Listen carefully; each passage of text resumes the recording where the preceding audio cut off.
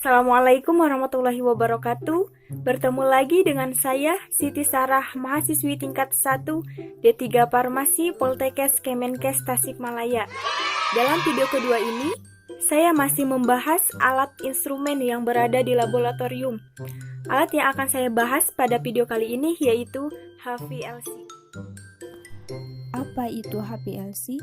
HPLC merupakan singkatan dari High Performance Liquid Chromatography, di mana HPLC berasal dari bahasa Inggris, dari kata high yang berarti tinggi, pressure artinya tekanan, liquid yang artinya cairan, serta chromatografi yang berarti metode tentang pemisahan molekul. HPLC biasa disebut sebagai kromatografi cair kinerja tinggi yang disingkat dengan KCKT, merupakan jenis kromatografi yang penggunaannya paling luas. HPLC sendiri merupakan salah satu teknik kromatografi untuk zat cair yang biasanya disertai dengan tekanan tinggi, yang bekerja dengan metode fisikokimia yang didasarkan pada teknik kromatografi, di mana fase geraknya merupakan cairan dan fase diamnya bisa berupa bentuk padat atau cair. Adapun kegunaan dari HPLC itu sendiri, salah satunya yaitu untuk pemisahan dan pemurnian senyawa obat, serta untuk analis kuantitatif senyawa obat dalam sediaan farmaseutika. Adapun prinsip kerja dari HPLC, secara sederhana, HPLC bekerja dengan cara mengacu pada metode fase gerak atau yang disebut dengan mobile phase dan fase diam yang disebut dengan stationary phase. Prinsip dasar HPLC adalah pemisahan analit berdasarkan kepolarannya dengan fase diam berupa kolom dan larutan tertentu sebagai fase geraknya.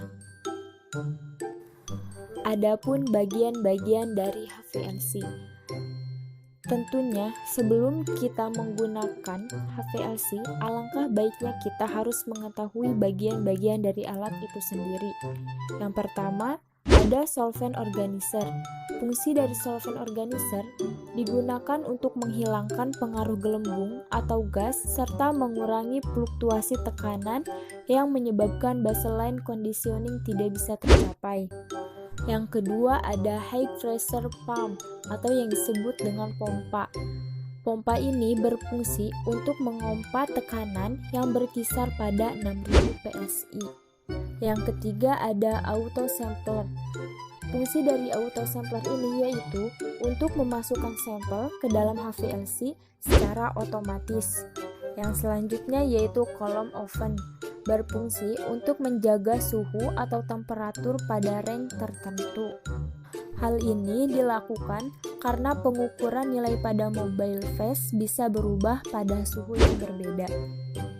Yang terakhir yaitu detektor UV vis yang berfungsi untuk mendeteksi senyawa-senyawa organik.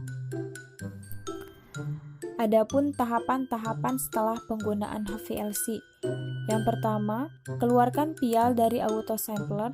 Kedua, lakukan plus atau membersihkan kolom. Yang ketiga, mematikan instrumen sesuai dengan alur yang ditetapkan. Jika perlu, melakukan disconnection instrumen. Lakukan itu terlebih dahulu sebelum menonaktifkan switch power. Matikan komputer dan cabut dari sumber listrik. Tutup HPLC dengan cover untuk mencegah debu dan kotoran yang menempel. Nah, yang selanjutnya yaitu cara perawatan HPLC. Ada beberapa tahapan. Yang pertama dengan cara stabilitas pH. Yang kedua menggunakan teknik stabilitas dan yang ketiga dengan cara eluen. Kemudian prosedur kerja HPLC.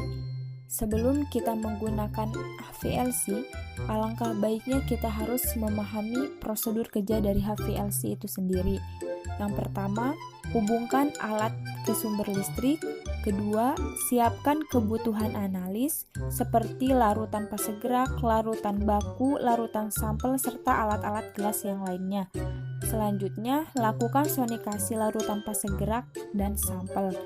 Yang ketiga, celupkan section filter selang A dan B ke botol larutan masing-masing fase gerak. Yang keempat, pastikan kolom sudah terpasang. Kemudian, hidupkan water easylent, hidupkan detektor UV vis, hidupkan PC serta printer. Yang selanjutnya, pada menu utama Windows, pilih program LC Solution. Pada menu Real Time Analysis, klik New untuk membuat metode baru. Kemudian, atur parameter instrumen dengan mengklik parameter instrumen. Yang kesembilan, isi parameter-parameter instrumen seperti laju alir, komposisi fase gerak, fase gelombang analis, dan waktu analis. 10. Klik Save untuk menyimpan, klik Download untuk mengirim parameter ke HVLC. Selanjutnya, aktifkan instrumen dengan klik tombol On, dan untuk mematikan, klik tombol Off. Tunggu hingga 15 menit. Selanjutnya, perhatikan baseline apakah sudah cukup lurus. Jika sudah, kemudian klik Close. Analis bisa segera dilakukan dan membuka window NT dan Easylent Cukup Camson. sekian video kali ini mengenai pemaparan alat-alat instrumen yang berada di laboratorium. Sampai jumpa di video-video selanjutnya. Wassalamualaikum warahmatullahi wabarakatuh.